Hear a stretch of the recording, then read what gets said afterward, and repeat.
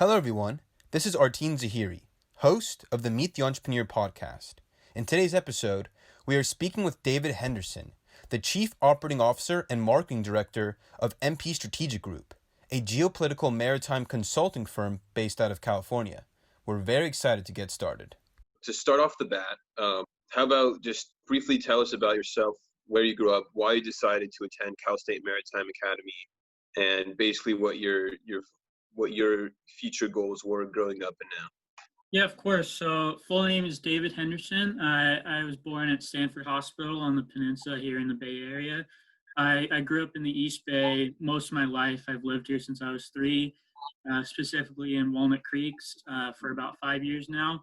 And why I got interested in CSU Maritime Academy is my uncle, who lives over in Southampton in England. He's actually a cruise ship captain, and he's been working on ships since he was 16 years old, and he left school, which you could back then. But he was kind of like a good motivation, or at least someone to look up to career-wise for that. And it was a real interesting industry, but a real niche environment. And for example, like there's only 6 maritime academies in all of the U.S. and CSU Maritime Academy in Vallejo is the only one on the West Coast, and it just happened to be half an hour from my house. So I figured it would be a good fit for me.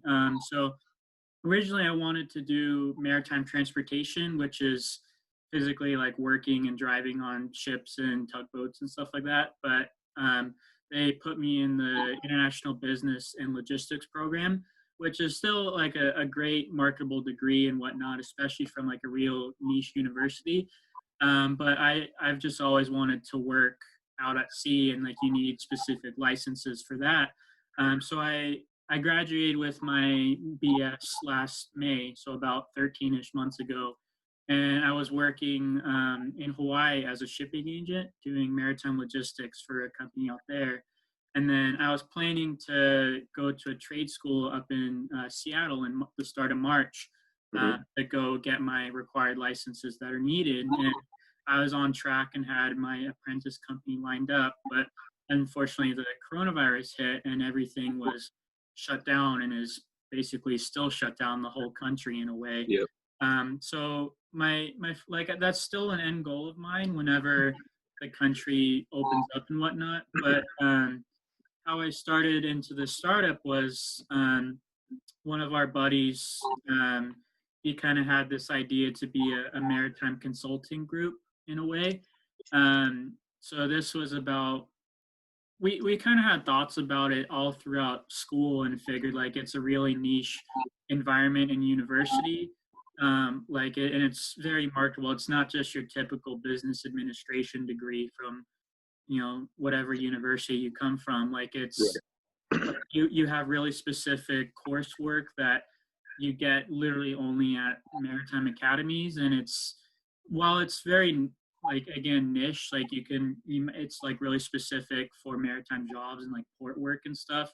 Like with that, again, since there's very little competition because not very many people have those courses. So anyways, fast forward to a few months ago, there's the 6 of us. We're all good friends in college, and then in about maybe early April, we kind of got together and said, hey, why don't we have a stab at this? And one of the guys, he's a real big techie guy. He came up with the whole website, and eventually we're now an established LLC here in California. So I know that was a lot at once, but that's where we're at. Yeah, great. So who came up with the name, and what's the meaning behind MP Strategic Group?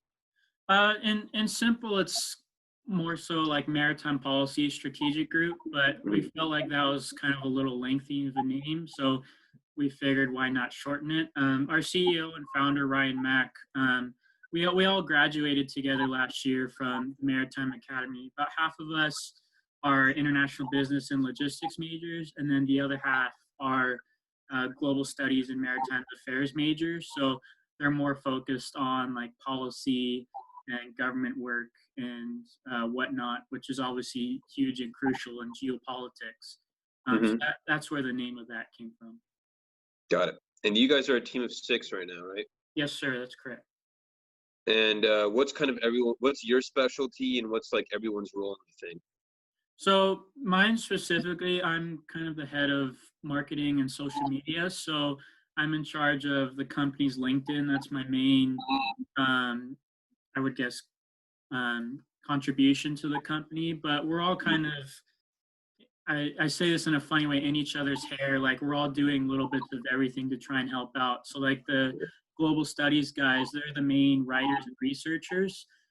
So like we're on our website, we're trying to promote. We have these things called a DAB report, which is a diversified affairs briefing, just like a fancy name for a report. But basically, we're researching pertinent topics in the maritime or geopolitical industries that are happening around the world. And we have our first one released about 2 weeks ago, and we're working on our second one, which should be out within the next, 7, 8 days or so. Cool. Those are available on our website.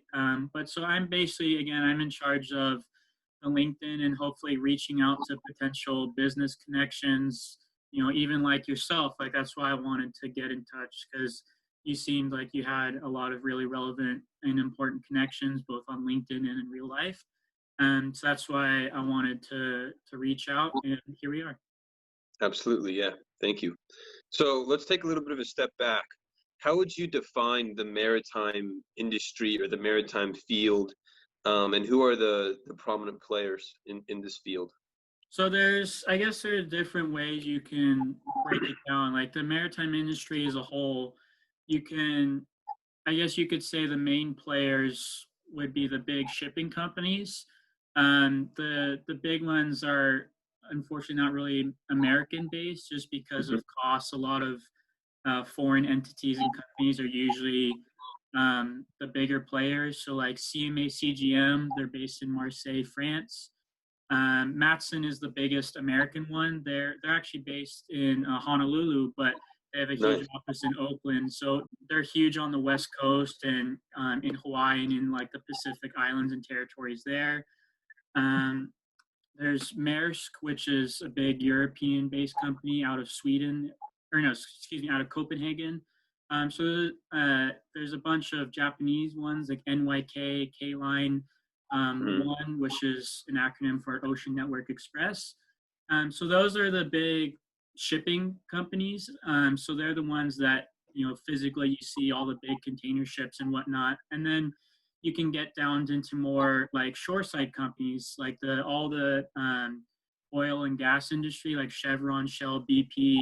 They're of course obviously shoreside based, but they all have tankers, oil like crude oil, LNG, bringing in millions of gallons of crude or LNG or whatever product they have, whether it's coming from Alaska to the continental U.S. or around the world, since obviously there's oil fields all around the world, both on land and in sea.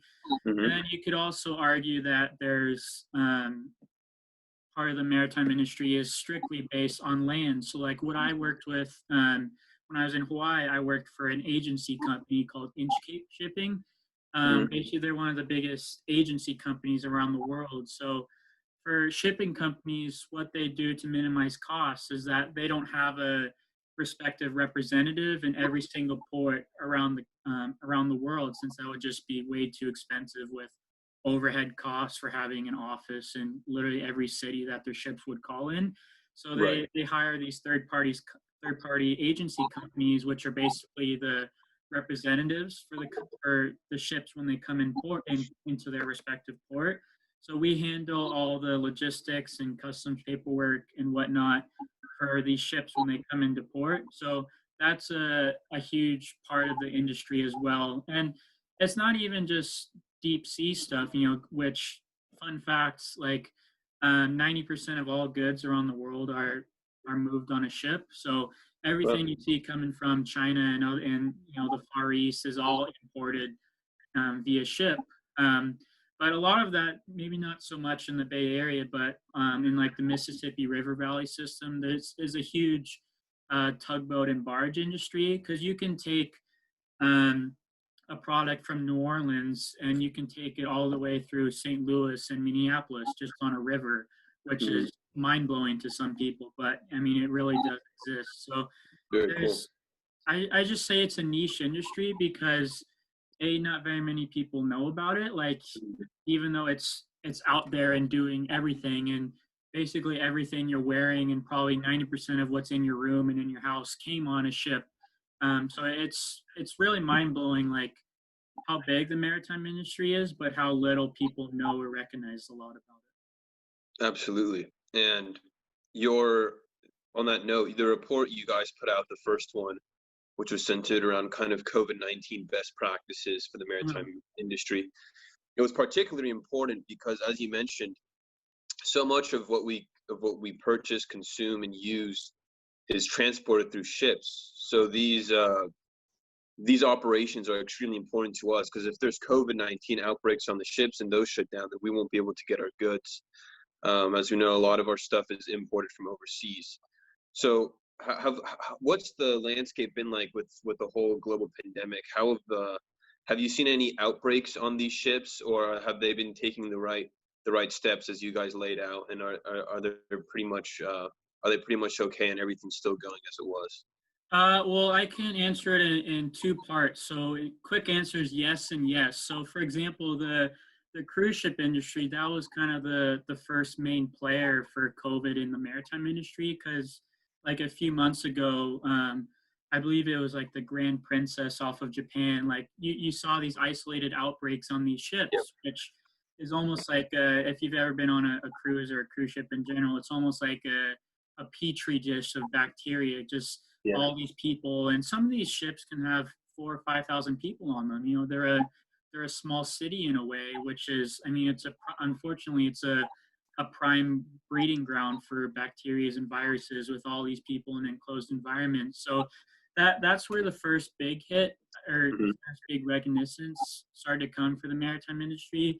Like I know we're both Bay Area based. Like there was a huge uproar about 6-7 weeks ago when that Princess cruise ship was trying to fix. It was literally circling off of San Francisco for 3 weeks because there is a couple hundred people infected on board, but there is nowhere for the ship to go to berth, and so it took government and private authorities probably a month to figure out where the ship was going to go. And eventually they found a spot at the port of Oakland where it's been, laid up since then. But for the cruise industry going on, many companies have canceled cruise bookings through the end of 2020, which is, a huge amount of profit and revenue, especially around the holiday season, which, I mean, thousands, if not tens of thousands of workers are obviously going to be out of work until then. Even the people who are still on board those ships, they can't leave because there's quarantine restrictions in their respective countries. Granted, some of those have been restricted in the last few weeks, but for a good 2 month period, like nobody was getting off of any ship worldwide. In certain ports and countries, those are starting to be restricted slowly.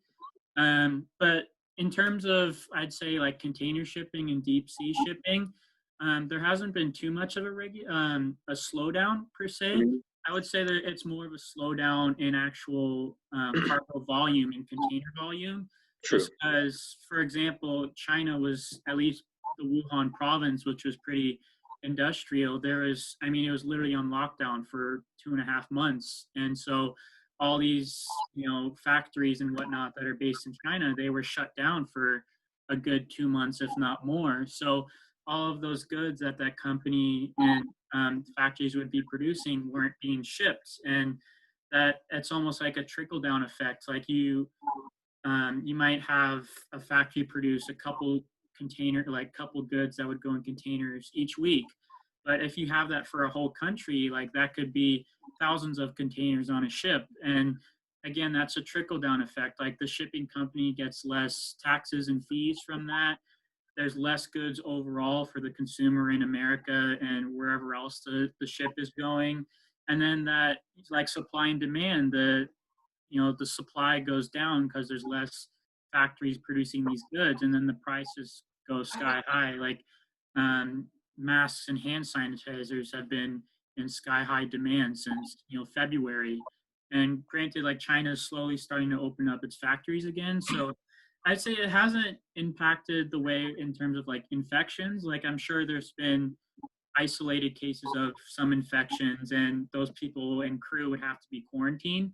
But Hmm. it's more of an impact on the actual volume of container goods more than the ships being affected. Because a lot of these ships are what's called liner routes, which means that they're on a specific schedule for specific ports. Like when I was in Hawaii, Ocean Network Express was our big customer that we were partnered with. And so they had ships come into Honolulu every Thursday at 5 a.m. That was literally always their schedule. And Hmm. it would be on a triangle route between Honolulu, Busan, South Korea, and Yokohama, Japan.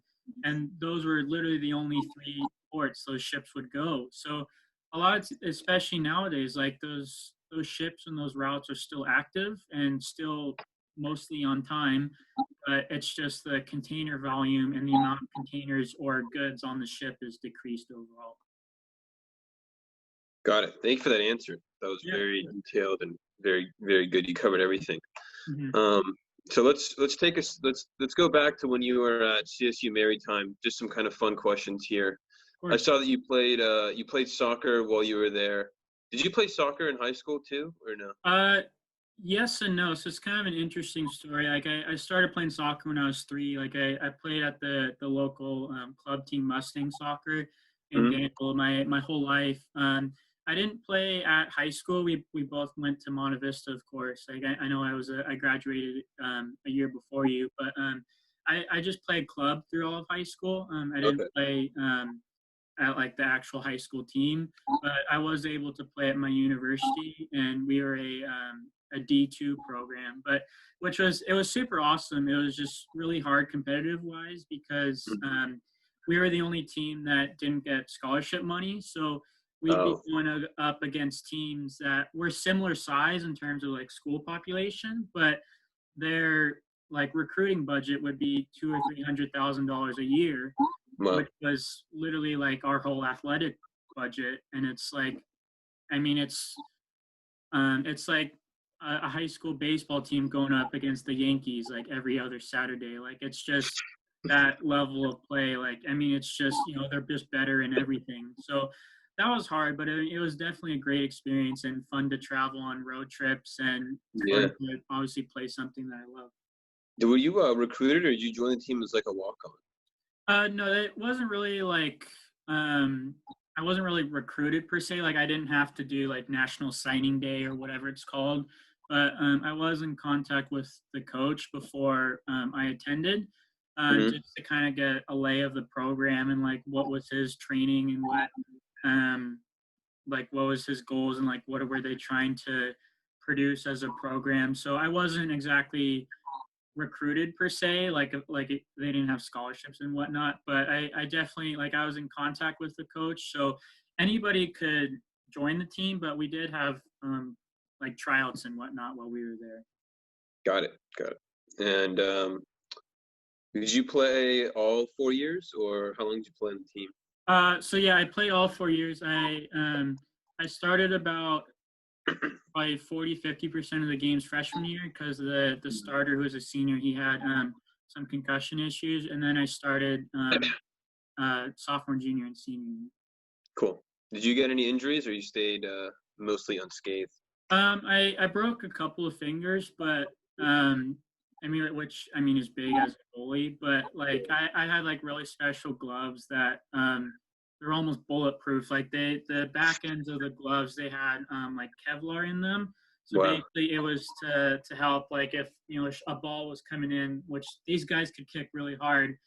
It was basically it was almost like a spine down like the ridge of the glove and the back of your hand, so your fingers wouldn't bend past uh, Oh, like a normal bending point in a hand, which like as a kid might have happened a lot with just like little flimsy gloves, but those gloves helped a lot. But like occasionally I would get stepped on and whatnot. But I mean, all you just need to do is wrap it in tape or like a little splint, and it would heal in a few weeks. So thankfully, nothing major, big ACLs or stuff like that. Which is, I mean, I was obviously blessed with to have good health. But yeah. yeah, yeah.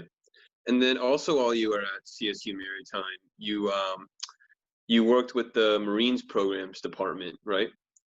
The Marines program?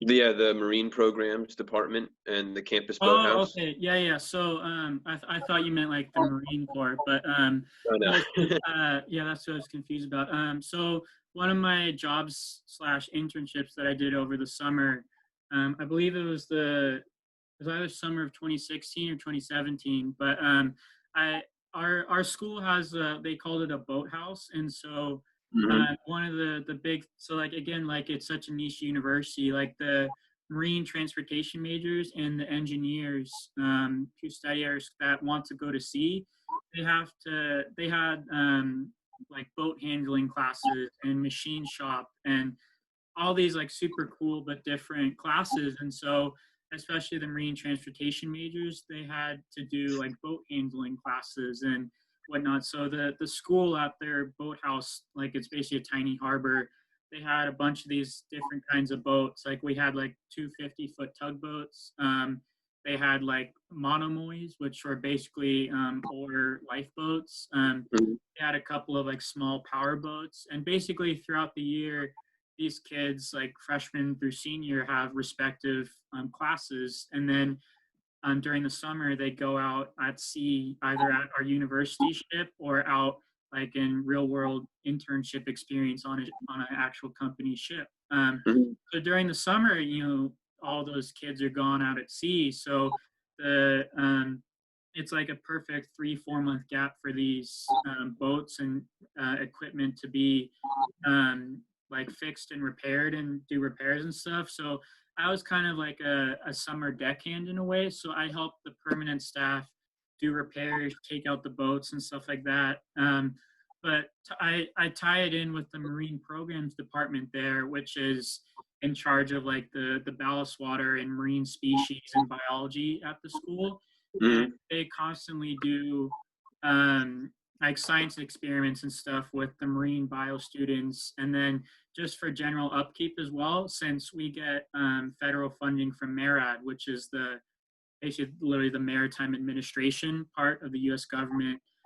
So they have to keep specific records and whatnot of the salinity and the ballast water records of the ship and all these little records, which are actually pretty important in the long run. So I Hmm. help them even with just simple like salinity readings or like using a Secchi disc, which allows you to see how clear the water is, like how fast the currents were, maybe fish populations near our harbor. So Really stuff cool. like that. So it was definitely a hard working summer, but it was really informative, and I got to do a lot of different tasks, which Did is you ever get a Did you ever get to operate any of the vessels or no?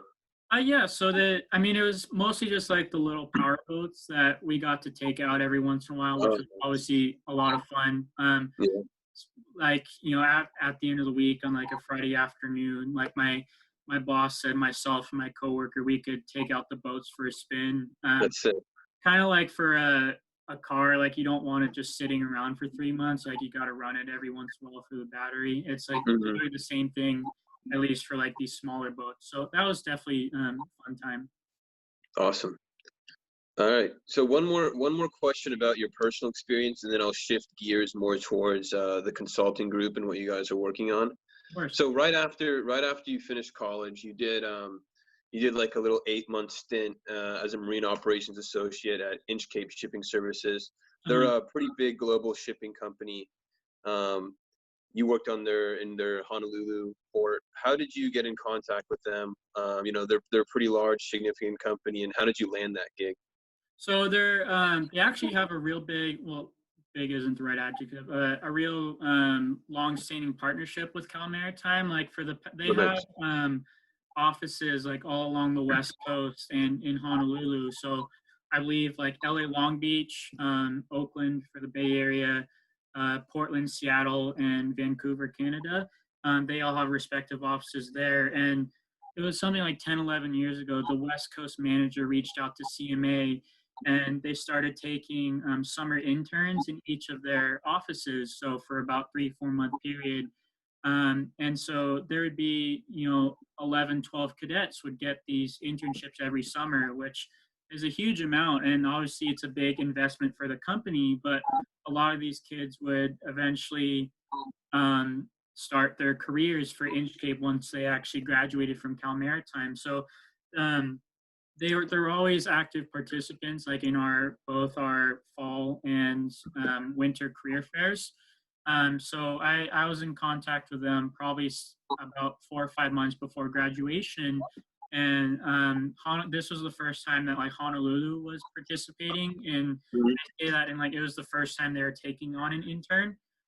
Just because like it's arguably their smallest office in the West Coast, like they just don't have a lot of traffic as the West Coast, like in Oregon and California, do.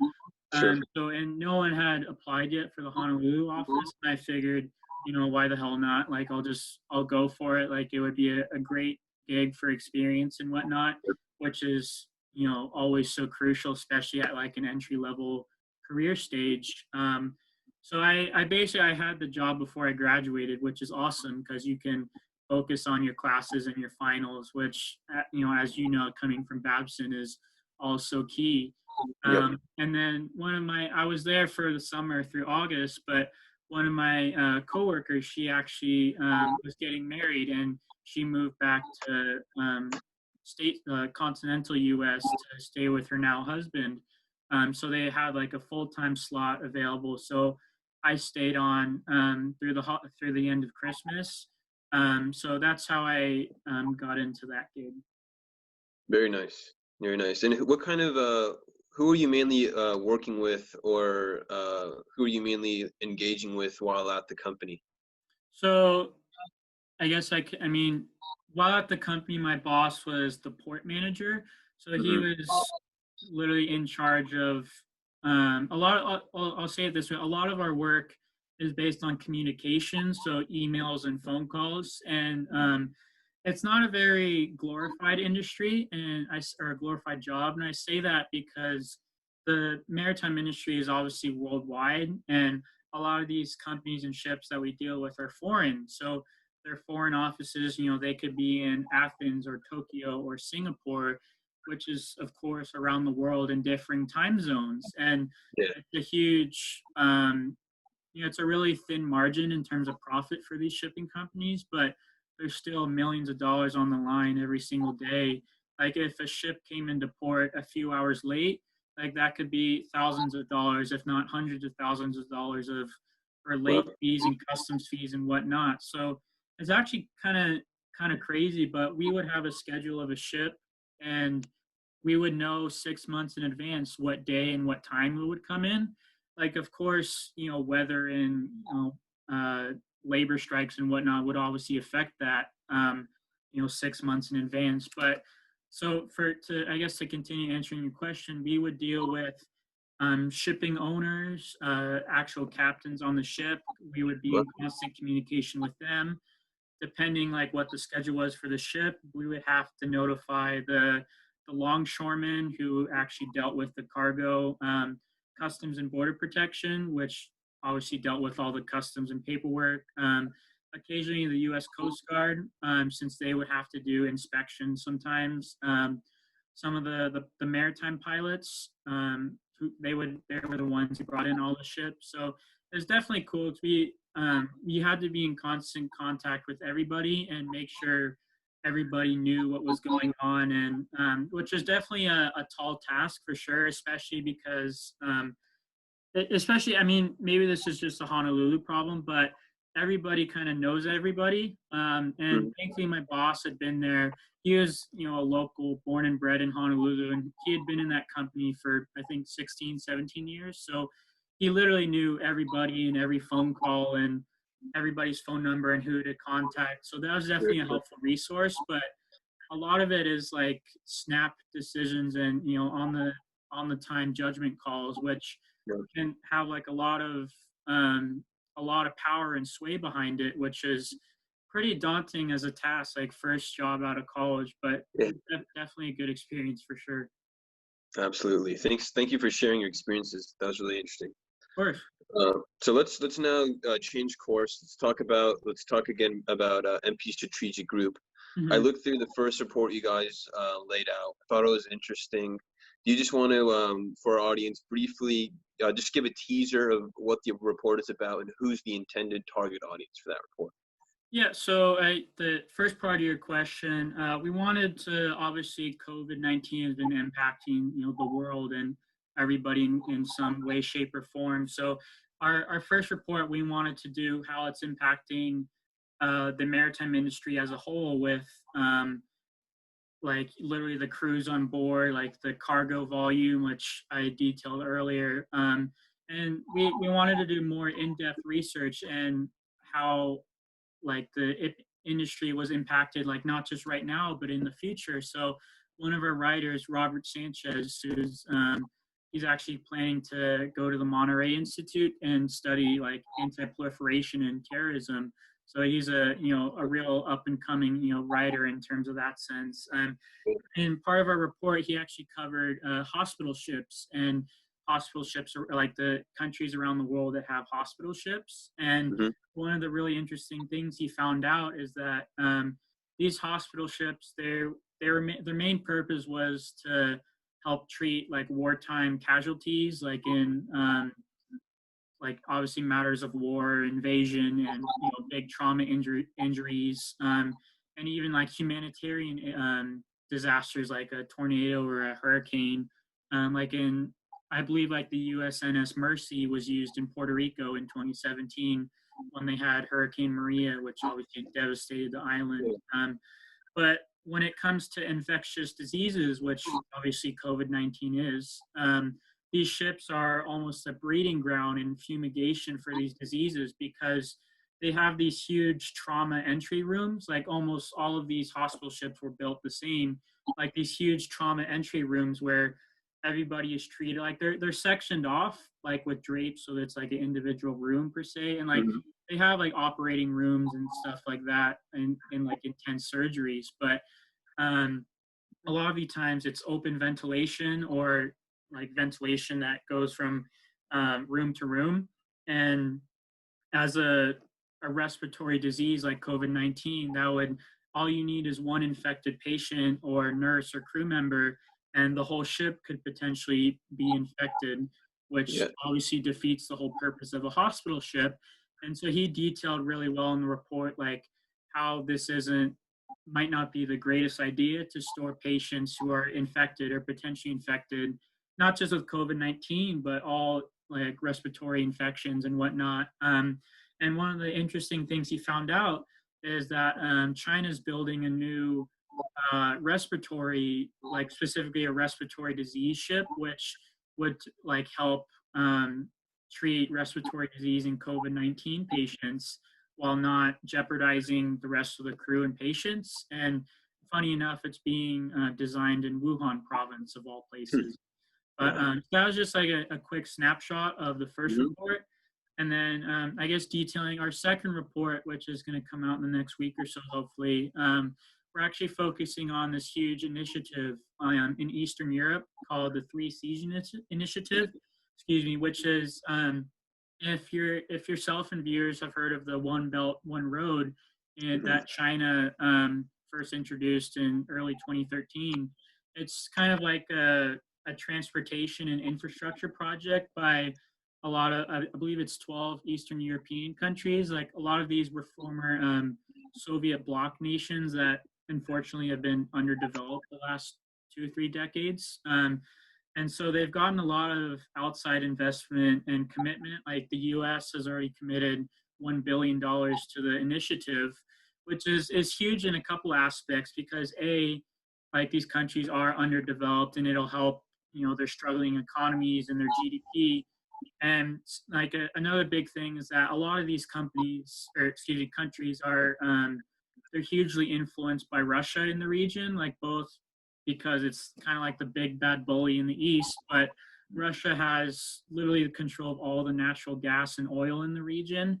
Yes. And they're obviously a huge military strength. So these countries are trying to wean off of Russia's influence in a way and open up to more Western nations and Western economies and Western trade, which is a lot more profitable, hopefully, for these countries. So they're working together to try and invest in infrastructure projects like canal digging, major highways expansion, port rebuilding or building of ports. So that's what we're covering in our second report upcoming.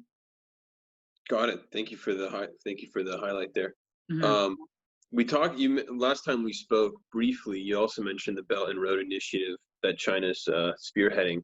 Mm-hmm. How, I've seen there have been some pundits that have been critical of the strategy. How do you see it playing out? And what's your take on it? Do you think it's going to be good for trade and for the region, or what's your take on that? Well, I mean, it's going to be, it's like a 40-year initiative. Like, it's not going to be something that happens in 1 or 2 years. Like, this was first introduced by Xi Jinping, the president of China, back in 2013, 2014, roughly. So, and their end goal is, I believe, like 2059 for everything that they have respectively. 2049. Okay, yeah, sorry. I got No, one digit off. But so basically, I see it as there's a couple of different ways you can view it as, but it's in a way China flexing their huge trading muscle and trying to be, the world player. Like, you could argue the U.S. has been the predominant economic power the last 30, 40 years or so. And then, China is obviously a huge trading partner, not just for the U.S., but for the world. And like a lot of the whole design of the project was to be built off of the old Silk Road that was made famous by Genghis Khan, a couple hundred years ago. So the Chinese government has been planning and is funding like massive billion-dollar infrastructure projects with ports and highways all throughout Southeast Asia and the Middle East, and even in some parts of Eastern Africa. Like there's huge amounts of money every day being invested in these countries and projects. And I mean, environmental concerns are off the charts in respective countries that, to be fair, is in most major construction of, big projects. There's always going to be environmental concerns, but especially with China, which is the world's largest polluter, this might just exacerbate the global pollution and global warming problem, which is obviously a key issue for now and for the future. Absolutely. But it's a huge economic and military strength player in a way, because China is making friendly relations and huge amounts of investments in obviously their own country, but these neighboring countries and even countries in Eastern Africa and in certain parts of the Middle East, where they might have been Western allied or friends with the U.S., but now that China's investing and pumping in billions to their economies and to their projects, like they might be leaning more towards Chinese influence rather than American and Western influence, which is obviously huge economically and militarily. So there's definitely huge ramifications for not just the U.S., but all Western nations and everybody involved. It's like, again, it's something that's going to be 30 years in the works, but definitely something to be aware of. Yeah, I did a little bit of research on it, and I'm seeing that China has invested literally trillions of dollars in infrastructure, transport, and energy across different countries in the Middle East, like building gas pipelines in Pakistan, ports in Kazakhstan, and they're getting I think over 100 countries are on board with the initiative. Is this something that you think could be potentially viewed as a threat to the United States in the long term as China gets more influence in these regions? Oh, 100%. Like, and it's not just militarily, but I mean, you could go into that. Like, there's even the last 10 years, there's been maritime disputes in the South China Sea with the Spratly Islands, which are just these random uninhabited groups of islands, which are claimed by 7 or 8 countries in the regions, but they don't have the military power like China does, and China claims them and has been building artificial islands for the last few years and putting gun installations and troops on those islands. And it's almost like I don't mean this in a derogatory way, but do you see Brunei or Malaysia militarily challenging China for these islands? Like, no. Like, No. China would beat them in a heartbeat, and it would, you could go to the International Court of Justice and whatnot and say like, hey, China's doing this, and they might issue, warnings or sanctions or whatnot, but China's not going to care. Like, they have so much power Yeah. militarily and economically, like they're going to do it regardless. And that's why you see these freedom of navigation that U.S. warships do. And militarily, like around the world, like you said, there's over hundreds of countries that are involved in one way, shape, or form. Like, those countries are going to become most likely more friendly with China. Like, there might be Chinese troops, or at least a lot of Chinese officials or government workers situated at these sites. Like, it's most likely going to be Chinese workers as well as local workers, depending on the nation and whatnot that it's working in. Um, but I mean, you look at, for example, like in Europe, how the U.S. has thousands of troops in Poland and other Eastern European states.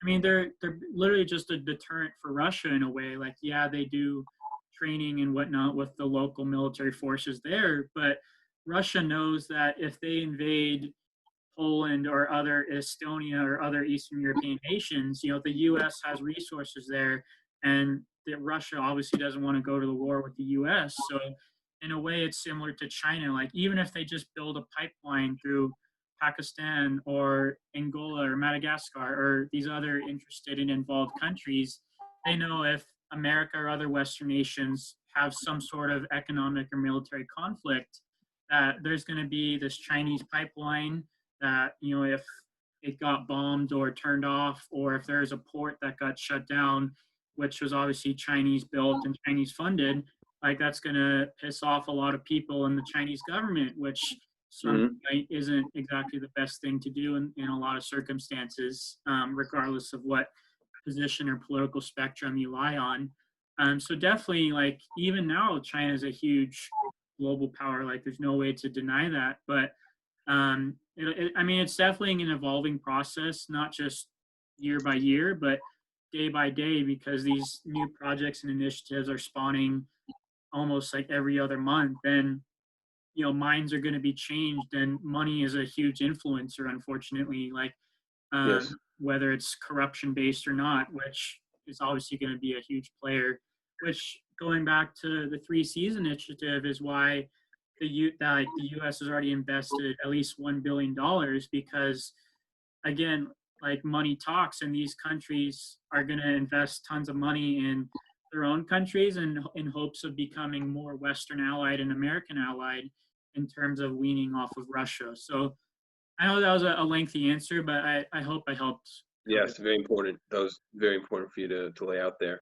Mm-hmm. And you mentioned Russia, and I saw in an article, it was posted in Forbes last summer, I think. It said there was a Silk Road breakthrough, and Russia is beginning construction on the China-Western Europe transport corridor. What's Russia's role in this, like, One Belt, One Road initiative from China? Are they a part of it? Are they helping China with it, or are they feeling threatened as well? I mean, it's a little bit of both. Like, I think Russia is a big trading partner and a big ally in a way militarily, with China. Like, I know they have obviously different government structures and different societies and cultures, of course, but like, in terms of North Korea, like, they're allied in terms of that. Like, Russia's been propping up Bashar Assad in Syria the past 6-7 years. So which China has been supporting in some way, shapes, and form as well. So Russia isn't doing too well right now economically, mainly because oil prices have been so low, and Russia's like part of OPEC, the big petroleum exporting countries, and that's one of the main exports, if not the main export for Russia. So they're not doing great economically. So I think that's one of the big things why Russia is willing to work with China, if not have these Chinese funded, because China has a lot of that economic powerhouse that Russia may be lacking currently right now. And so I'm sure Putin and other government leaders and whatnot could see this as a beneficiary and be mutually, symbiotic for both countries in the long run. That, I don't think China's going to push over Russia anytime soon. Like, I think they're smart enough to realize that. But I also think they're smart enough to realize that Russia could be a a big trading partner if they're allied both with trading assets and infrastructure as well as militarily. So that's like my opinion and point on that. Yeah, and I do know that China is Russia's largest trading partner, Hmm. and also Russia is China's largest oil supplier.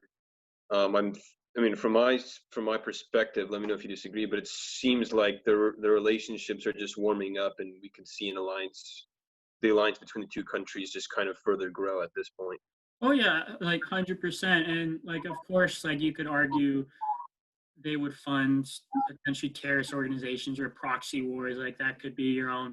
I mean, that's a whole geopolitical argument that could Hmm. last for hours, if not days. But I mean, I think both countries and their respective leaders are smart enough to realize their own respective strengths and maybe not realize the U.S. as a direct enemy, as maybe it was in the Cold War or whatnot, but definitely as a threat, not just democratically versus communism or authoritarianism, but just economically. Because as I'm sure you've seen over the last few months, like of course China has been a huge producer of goods for decades now, and just for like the American and Western nation supply chain is hugely reliant on China and Chinese goods and Yeah. Chinese manpower and labor. And if China was to, I mean, they can't just turn that off, of course, on a push of a button, but if they wanted to, they could say no or wean trading relations with America and other Western nations, which would hugely put a strain on U.S. supply chain, regardless if it's food or containerized goods or whatnot, which is huge. Like, of course, there's a whole made in America argument, and that American goods have better quality, whether it's steel or corn or whatever. But that's also exponentially more expensive. Like that's why so many companies have their factories in Bangladesh and Vietnam and China, just because it's so much cheaper with land power, with manpower, excuse me, and labor. Yes. But if Russia and China, like I feel like they can see like again a symbiotic relationship, not just with trading with each other, but potentially working with these other nations. And if they have these nations almost under their control in a way, like I guess similar to, of course, the Soviet Union broke up in 1991, but there's still many former Soviet states like Kazakhstan and Belarus that are so intertwined with Russia and Russian society and culture that it's almost like they're still part of Russia, even though they're their independent country. And I'm not saying that like every, the 100 countries that China is going to be working with is going to be turned into a part of China, now, but they're definitely going to be favorable to China and Chinese money and Chinese investment Yes. rather than American or Western investment, which is obviously key, not just for American government policy, but for the private sector investment as well. Absolutely. Yeah. And are you aware of the role that the Arctic plays and what they call the Polar Silk Road? Do you have any insight you can provide on that? I'm not sure 100% about the Polar Silk Road, but I know the polar region and the Arctic has been up for debate for years territorially because, well, I mean, environmentally, it's obviously a hugely contested region, and global warming has been a huge impact the last 40 years, regardless if you agree with it or not. But anyways, going down to like political might, like there's a lot of untapped like oil and natural gas reserves in the Arctic, which would obviously mainly come from drilling down into the seabed. But that's billions, if not trillions of dollars worth of black gold literally just sitting under there. And so that's why, like over the past 2 decades or so, there's been these increased investments by Russia and other nations in the Arctic because, I mean, other than you could argue polar bears and ice, there's not really a lot there, even though it's a huge environmental concern. And so there's a Yes. huge. I know Russia tried it a while ago, but there's a huge debate of the Northwest Passage, which was basically a shipping route above Canada, like through the ice pack there, which didn't end up well. Like the ice, there was just too much ice and too long of a distance. But it's more so a debate over what country has access to what lands, which again is another huge geopolitical dispute that still hasn't fully been decided yet. But a lot of these nations, they look towards the Arctic because so much money is in black gold and natural gas and oil that billions, if not trillions of dollars is most likely situated under the seabed. So in terms of like a Silk Road, I wouldn't say that as much in the Arctic, but definitely more. I wouldn't be shocked if there's more, at least exploration of the sea ice in the Arctic, if not full drilling scale operations. Yeah. Yeah, and personally, I'm quite concerned about the environmental ramifications of that when that does happen. Definitely raises some red flags. Oh yeah, and like regardless of what part of the political spectrum you're on, like it's global warming should be and is an issue.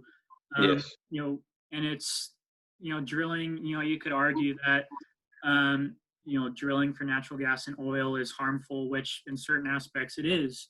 Whether it's from the carbon footprint or the physical drilling into the seabed with marine life and like the Deepwater Horizon incidents with BP a few years ago in the Gulf of Mexico, which obviously was, no pun intended, a black mark for their company and for the environment. But it's a shame because a lot of these countries, like not so much in the U.S. because the environment and environmental groups have so much more sway than say in Russia or China, where a lot of these authoritarian governments, they might not care or even turn a blind eye to environmental groups or concerns, which unfortunately they're the big powers in the region, which is, again, leading back to my previous comments and our conversation is a huge concern. They could, establish, drilling rigs or oil exploration platforms there. But what's to say they don't put a military installation in the Arctic as well? And Mm-hmm. that's going to be a natural deterrent as well, other than the extremely cold weather and polar bears. So again, something to keep an eye on as well. Absolutely. Yeah. Thank you for that. That was very important. That was great. A great explanation of what's going on there. Mm-hmm. Changing the topic a bit, in the report, I saw you guys talk about IoT and 5G and SQL. I know you're not the tech guy on the team, but what role do these technologies and just technology in general play in the maritime field? So I'm not the greatest techie guy in the world, but in terms of 5G, like that's been a revolution the past year or so, both being around the world. And a huge amount of the data analytics that comes from the maritime industry is simple itself. It's data related and all internet based. So all these ships and companies, they track data and data mining and look for ways to always improve performance because a lot of times these companies and ships, they're running like really low margins. Like a lot of these times, these ships have to be 80 or 85% full just to make a profit from operating expenses, like from fuel and paying their crew and whatnot. So it's a really tight industry. So these companies, both domestic and abroad, they're always trying to find ways to be better and to cost cut and to save money wherever they can, while having everything being safe and well trained, which is a fine line depending on what country you're from, and loose regulations, which is again a different topic in its own. But integrating all these new softwares in 5G, it'll obviously take a while, but if the maritime industry is up to date, which a lot of times it's more personnel based. The maritime is obviously a huge kind of old time tradition, and a lot of times it's pretty resistant to change, like not just with technology, but just with people and the workforce. Like it's heavily unionized, whether you like unions or not. That's just how it's always been. Sure. And especially technology based, a lot of these groups and companies might be resistant to change. If a lot of the times it's, if it ain't broke, don't fix it kind of a mindset. Yeah. And I mean, there's always security and hacking concerns that comes with any technology. But with 5G, like it'll just be a better everything that, kind of like the new iPhone that comes out, it seems like every year, kind of, better memory, better software, better battery, like kind of a little bit better of everything. And I feel like that would be the impact of 5G. And if that becomes pretty widespread globally, that could only help benefit the maritime industry worldwide, and not just in specific ports. Right. And I think the application of IoT is pretty obvious in the shipping industry for sure. The way it can just enable like real-time tracking and communicate between the devices, so it can kind of keep tracks of all the goods being shipped. Do you know how much IoT technology? I know 5G is still new and is not mainstream yet, but Uh-huh. do you know to which extent IoT technology has been adapted by the shipping industry? So I would say it has in an extent to the shipping companies, like the big, well, not I guess worldwide, but global shipping companies. So the big container companies, like I was saying, they run really low margins. So even one container, if you have a 40-foot container, which is the standard size, if that's all filled English, filled with frozen shrimp, that could be $2 million just in that container. Mhm. Um, and that's like every single container is monitored, and they know exactly, just with the entry of a barcode, they know exactly where it is and what port Yeah, around the yeah. world. And the IoT just helps these companies keep track of containers, and um, trying to figure out cargo flow and cargo stowing and planning. And yes, which is kind of tied in effect with the coronavirus, since while these ships, yes, are still running, but the cargo volume is a lot lower than expected. So a lot of these ships, so like depending on what company you go to, some of them are laid up, which just means like they're anchored off of some port somewhere and they're not running because there might be some containers that need to be shipped, but there's not enough to where they would be making a profit, or they would just be running huge deficits. So there's like no point running the ships at that point. So there's definitely some IoT. Again, I'm not a big techie guy, so I'm not sure the specific softwares that individual companies use and whatnot, but it's definitely around in some way, shape, or form for sure. Yeah, yeah, absolutely. And you touched on this a bit in your last answer, about how cybersecurity has always been a focus. Do you want to talk about the threats of maritime hacks and what different companies are trying to curtail those attacks? Oh yeah, and anytime you use some type of technology, regardless of how small or big the scale is, like there's always a security threat of hackers or stealing data or whatnot. But like with the maritime industry, like just for example, like it's obviously a huge amount of profit in goods that are traded every day. And just like for, I guess, a personal example, when I would have to board ships at my old job at the Inchcape for agency, and we would deal with the Mhm. paperwork and whatnot with the captains. But sometimes the captains would request like certain documents or software that they couldn't like download on their ship's computers, like just because like they weren't like the best tip top computers or whatnot.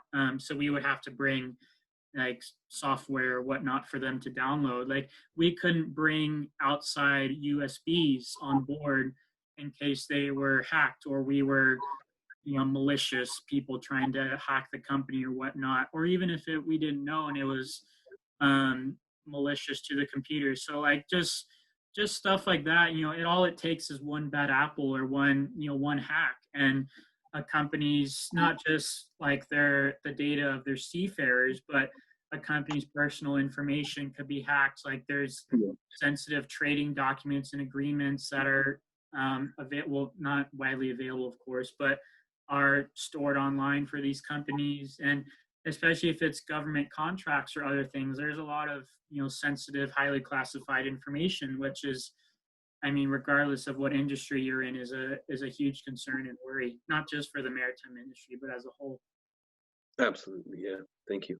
Mm-hmm. And as I look forward, or as we look forward to the maritime industry in the future, I think two very big trends that have kind of disrupted or at least impacted every single industry have been the digital transformation or the digital revolution, which we talked about with IoT and 5G.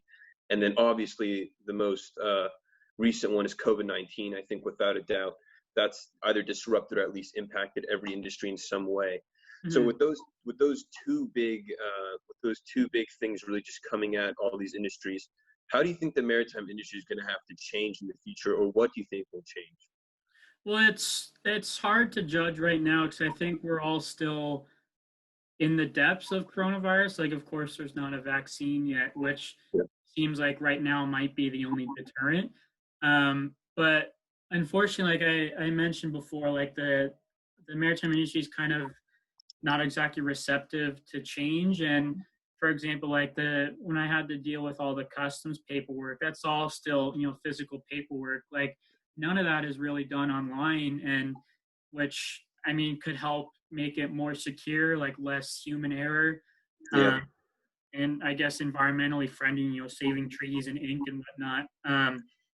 But unfortunately, at least probably for the next year to 18 months, or at least at minimum to when a vaccine is created and widely available, I don't think there's going to be much change, both with 5G in the maritime industry and other technology in general throughout maritime, because companies aren't going to have the capital to invest in these new projects. And a lot of these companies are really focusing on surviving right now. And it's like, you might, I mean, just from a simple business standpoint, like you're not going to invest $1 million in a new technology upgrade, which would undoubtedly help your company. But these companies are just trying to stay afloat, like pun intended. Yeah. And it's like they can't afford a huge investment right now, even though undoubtedly it would be beneficial. So, I mean, I doubt it would probably be at least another year or so before we see hopefully huge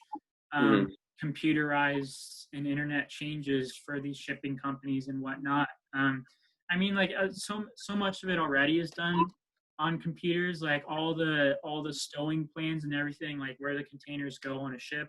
That's all done with computer programs and everything. Like that would take months for humans just to do one ship. But in terms of, like you said, 5G and IoT and things like that, I don't think we'll see that relatively soon. Just because, unfortunately, COVID-19 had strained so many private and public sector resources that, they're focused on the health and safety of their crew and ships, as it should be, to be fair. But it's just unfortunate timing because 5G was really coming into play the last year or so, and then the pandemic hit. Right. And another kind of threat, or I don't know if you identify this as a threat, but something that's emerging now is I think the typical American citizen throughout the pandemic is starting to realize just how much of our goods are not made in America, how much of it is made overseas, especially masks, medical devices, antibiotics. I think that actually was quite a shell shock for a lot of people. Do you foresee, I think now people are realizing how fragile global supply chains can be. Do you foresee a shift towards national manufacturing and production in the United States? Or I think it's safe to say that in recent history, there's been a shift towards offshore manufacturing and outsourcing of manufacturing. Do you see a reversal in that trend anytime soon? I think yes and no. The yes aspect of my answer is because I think it depends on the good. Like I think certain high tech industries, like pharmaceutical industry, I think a lot of that already is designed in the U.S. but manufactured elsewhere. I believe a lot of that would maybe start to be more manufactured in the U.S. If not like the ingredients or whatnot sourced in the U.S. But I think stuff like T-shirts and clothing and other household goods like that, I don't see them being manufactured in the U.S. anytime soon. Like, of course, there's always your mom and pop stores and specialty stores that do certain goods, but like on a huge aspect, like Amazon and Walmart and the clothing that myself and yourself are wearing. I mean, I don't see that being manufactured in the U.S. anytime soon. Like it's unfortunate because I mean, companies do it for a profit, and it's even not I wouldn't say a profit, but because it's so much cheaper, you can pay someone in Bangladesh 50 cents an hour to do a work that would take an American worker 13, 14, $15 an hour. Um, you do the math over thousands of workers each day, that's millions, if not billions of dollars for, every day that is being saved over every single company. So I think in the high tech respective industry, like softwares and pharmaceuticals and heavily involved industries like that, I think we'll start to see a change. Like you said, like China's been accused of hoarding and buying up masks and PPE, which you can agree with or not. But like in terms of medical supplies and um, antibiotics and stuff, I feel like American public and policymakers should start to focus that on more U.S. based. But in terms of like, I guess, simple goods like clothing and whatnot, I don't see that being manufactured in the U.S. anytime soon. Fair. And another thing I know we talked about it, but I got to bring it up again. When we talk about environmental impact, obviously these cargo ships emit, a very, like I'd say a significant portion of carbon emissions, greenhouse gas pollutants. That's obviously a threat. That's obviously a threat to the industry. Mm-hmm. What are these companies doing to try to reduce emissions? Is there anything they can do? Is there anything they can do to reduce emissions, or is it simply just less routes? What's being done?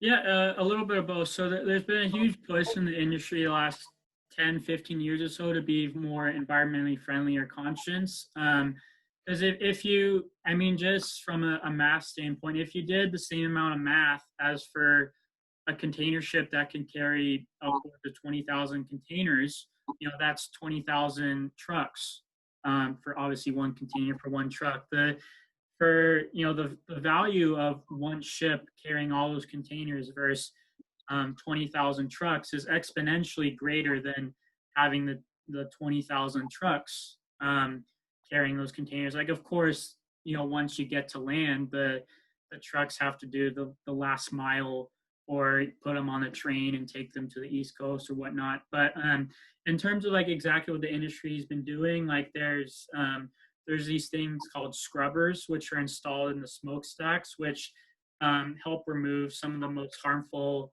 gases and carcinogens.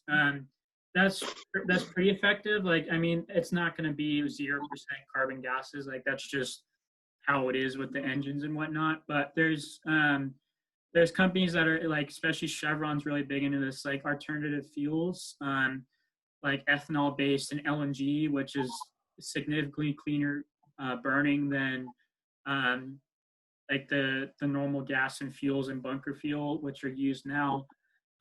It's just unfortunately more pricey. So if that stuff became more widely available and I guess cheaper, supply and demand, I could see even more reduction. But I mean, it's not like you're going to see an electric container ship anytime soon. That's just too big of a scale. Sure. But there's definitely like a huge push, and not just environmental groups, but the companies in general. Obviously, they don't want environmental groups breathing down their neck with lawsuits and whatnot. But just as something to be proud of as a company, like, hey, we're doing X, Y, and Z to try and help the environment and mitigate our carbon and CO2 gases and releases in the environment. Yep. Even if it's as simple as like cutting napkins from the crew, like they might only have a couple napkins per day rather than their normal stash. Like, that's less trees. Like companies will promote that. So it's not just fuel based, even though that's far and away the biggest pollutant, but it's definitely that's a very current issue that's been going on the last very few years or so. And there's a lot of information and studies on that widely available. For sure. Just to share some news, back in December of 2018, Maersk said that they're aiming to cut net carbon emissions to zero by 2050, and I think they're aiming for zero emission vessels by 2030. Okay. So yeah, that's some positive actions. We'll see if it happens. But yeah, definitely, it's nice to know that some of the largest players are thinking very seriously about this issue. For Exactly, sure. and like that's how it should be, regardless of your industry. But Yeah. I mean, again, they're arguably the biggest shipping company in the world, so they would have the financial muscle to invest Yes. in new engines and ships, which maybe a smaller player might not be able to. Which, I mean, is just economics 101.